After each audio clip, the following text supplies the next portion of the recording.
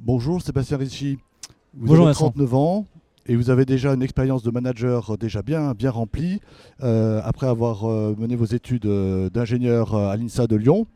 Aujourd'hui, vous dirigez Tech Team. Est-ce que vous pouvez nous présenter cette société? Bien entendu Vincent. Donc TechTeam aujourd'hui est une société de conseil en performance industrielle.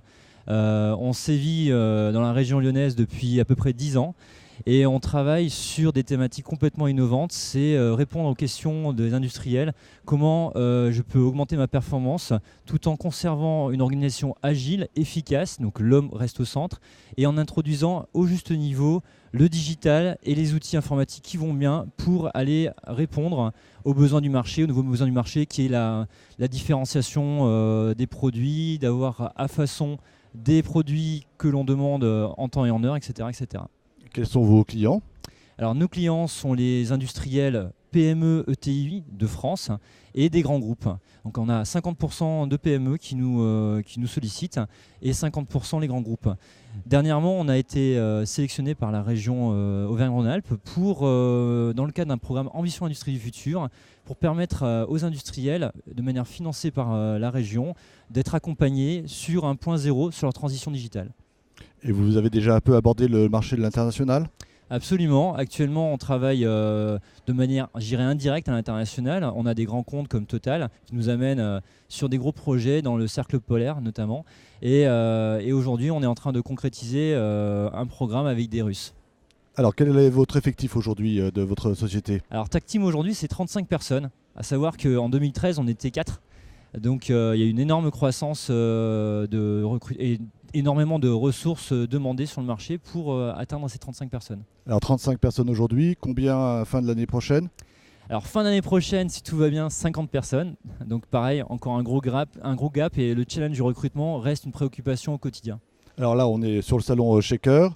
Vous êtes justement assez réputé pour vos méthodes de recrutement. Est-ce que vous pouvez nous expliquer comment vous arrivez à trouver les bons profils pour les Alors bons postes?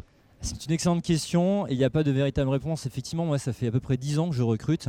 J'ai un parcours assez riche dans le recrutement. J'ai dû recruter à peu près 200 personnes depuis 10 ans et j'ai vu que l'emploi et les candidats et les besoins ont vraiment évolué. Les outils également dans le recrutement ont évolué. Malgré tout, il reste à y avoir beaucoup de métiers en tension. Moi, je recrute essentiellement des ingénieurs aujourd'hui chez TechTeam et avec des compétences très variées, avec des choses, et des besoins de techno et des compétences métiers qui n'existent pas sur le marché, qui n'existent pas dans les formations. Donc, on est en perpétuelle remise en question de comment trouver la perle rare et la pépite. Donc aujourd'hui, il existe très clairement tout un tas de job boards, comme on appelle ça, au niveau des recherches d'emploi. On va rechercher par mots-clés. On va s'appuyer sur des cabinets de chasse de tête, de chasseurs de tête, pour trouver des pépites. Néanmoins, on trouve aujourd'hui qu'on est arrivé au bout du système, hein. Et c'est l'occasion, avec le Shaker, de pouvoir du coup avoir une réflexion globale et générale dans repenser et réinventer l'emploi et rechercher les bonnes personnes au bon moment. Un peu ce qu'a vécu les taxis avec Uber.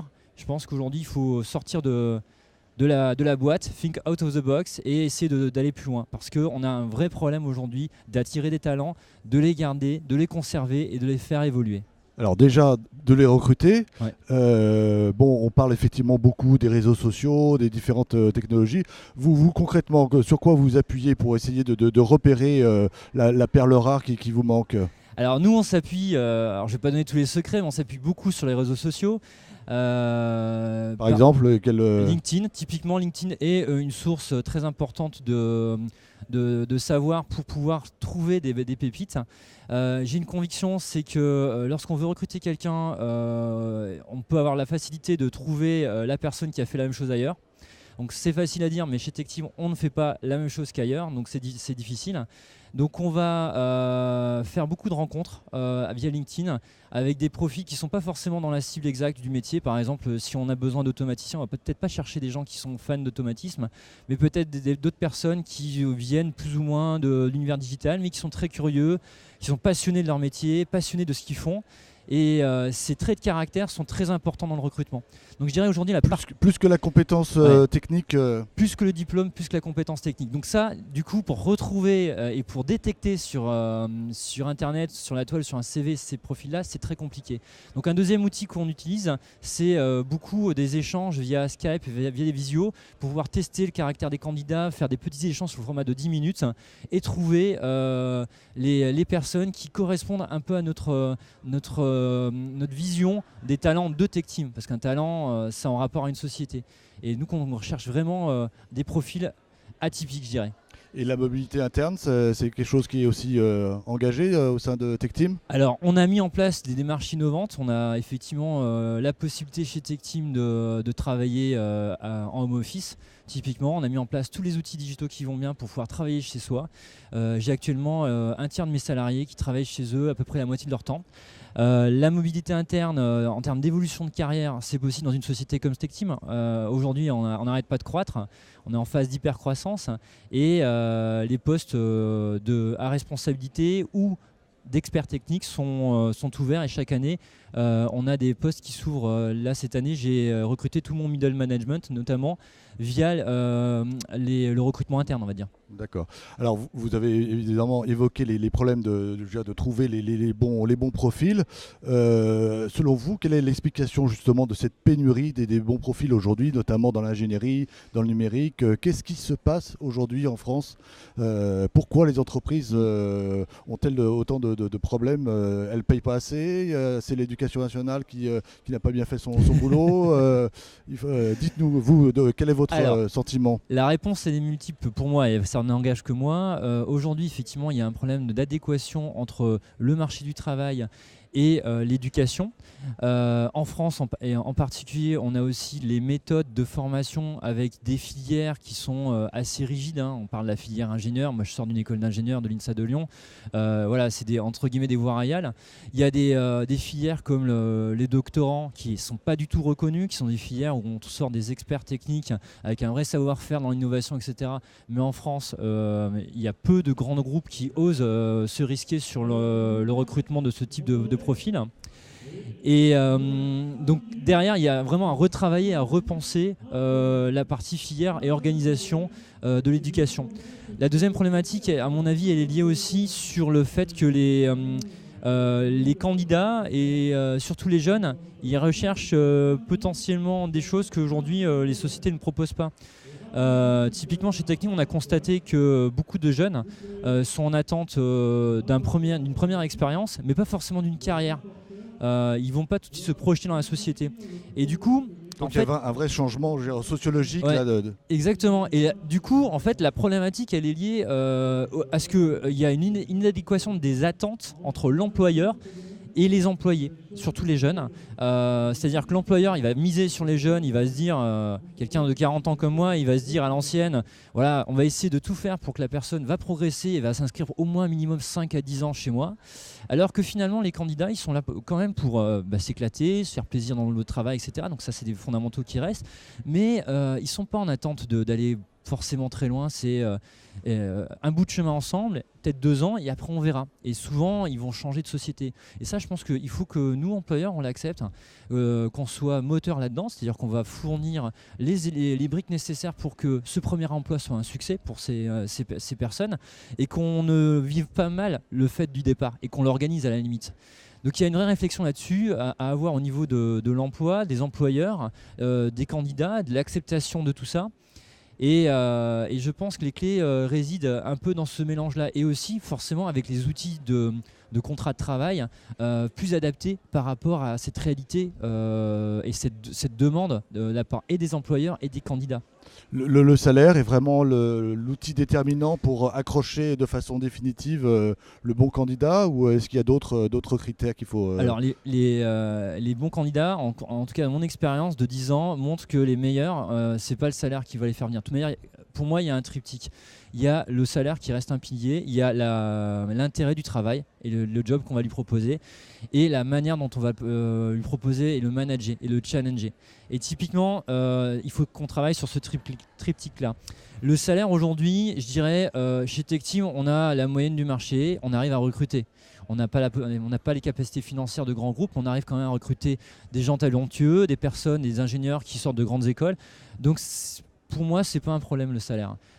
Et au contraire, sortir un très gros salaire par rapport à quelqu'un qui arrive dans la société, je dirais que c'est un peu entre guillemets louche. Il faut laisser la personne s'intégrer, laisser la personne s'épanouir et effectivement aux entretiens individuels suivants, essayer de pouvoir le challenger avec cette rémunération qui va progresser. C'est plutôt ça la philosophie. Alors, on a vu qu'il y avait des jeunes diplômés qui partaient à l'étranger parce qu'ils ne trouvaient pas visiblement leur place en France. Est-ce que vous faites appel aussi à des jeunes diplômés étrangers, américains, suisses, allemands, pour justement vos postes à pourvoir? Alors, nous, on cherche effectivement principalement des talents. Il se trouve que les premiers à répondre à mes postes, à mes demandes d'emploi, c'est malheureusement pour les Français, c'est beaucoup d'étrangers qui sont très actifs sur les job boards, très actifs sur les réseaux sociaux et qui ont vraiment envie de venir en France et de pouvoir trouver un premier job. Donc effectivement, moi je rencontre beaucoup d'étrangers. Néanmoins, on privilégie quand même, il faut le dire, les Français parce qu'il y a tout un tas de contraintes administratives, de stabilisation de la personne aussi dans un environnement qu'il ne connaît pas, etc., qui peuvent rentrer en ligne de compte et qui peuvent être facteurs d'échec. Maintenant, ça m'est arrivé et j'ai une doctorante aujourd'hui qui va finir son doctorat chez TechTeam, qui est tunisienne par exemple, et qui va demander maintenant sa nationalité, naturalisée française, et il va rentrer en CDI chez TechTeam après. D'accord.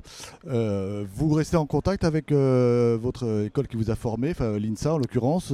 Comment vous avez, il y a des passerelles entre TechTeam et l'INSA. Comment ça se passe? Alors, toute ma carrière, moi je dois beaucoup à l'INSA, dans le sens que c'est une formation qui m'a beaucoup appris, humainement et techniquement. Et j'ai un devoir de rendre des comptes par rapport à ça. Et je dirais que j'ai jamais perdu contact par rapport à l'INSA, ne serait-ce que passer typiquement dans mon département génie électrique, faire des entretiens blancs, faire des présentations sur les carrières d'ingénieurs, parce que c'est fondamental de pouvoir projeter l'ingénieur au-delà de la technique, mais c'est quoi le métier de l'ingénieur demain, qui est vraiment multifacette. Chez TechTeam, on a des points de contact avec l'INSA de Lyon sur l'innovation. Donc on a organisé avec Sébastien Perros, qui a été le fondateur du groupe CARE, notamment des formations sur l'innovation, l'intrapreneuriat notamment, avec des groupes d'INSAliens. On accompagne aussi les formations filières ingénieurs entreprendre. Donc moi, en tant que dirigeant d'entreprise et entrepreneur, je fais partie du jury de cette filière-là à l'INSA. Et donc j'assiste en tant que membre du jury à des présentations et à l'avancée de la création de futures sociétés. Et du coup, je conseille, je coach ces personnes-là. Donc le contact est régulier et on va certainement développer encore notre formation cette année autour du digital et la transition numérique avec des professeurs de l'INSA de Lyon. Et finalement, est-ce que ce n'est pas le conseil à donner aux entreprises d'essayer quand même de s'intéresser davantage finalement aux formations, notamment d'ingénieurs, pour essayer finalement de bien cibler les candidats potentiels? Est-ce qu'il n'y a pas effectivement quelque chose à trouver, de renforcer les relations entre les entreprises et le monde de l'enseignement supérieur? Alors là, Vincent, c'est complètement ça. Enfin, en ce qui me concerne, encore une fois, c'est pas tout de dire il y a une inadéquation de la formation, de ce qu'on demande, etc. Les universités et les écoles sont complètement ouverts à ce qu'on intervienne chez eux pour les accompagner, les aider à structurer leur formation, les aider à proposer de nouvelles choses. Il y a vraiment porte ouverte et au contraire, ils sont demandeurs. Il y a très peu de sociétés qui interviennent et pour moi, le fait d'être en contact régulier avec ces étudiants, ça me permet de mieux les comprendre, mieux comprendre leurs attentes et d'adapter aussi mon discours et la structuration de la carrière de chez TechTeam par rapport à ces attentes-là. Et c'est comme quand on devient un parent, quand on a des enfants, on a des nouveaux challenges parce que les enfants nous permettent de nous remettre en question. Donc de la même façon, les écoles et la présence des industriels dans les écoles, c'est fondamental dans le recrutement. Merci beaucoup Sébastien Ricci de ce témoignage. Merci Vincent, à bientôt. Bonne journée. Au revoir.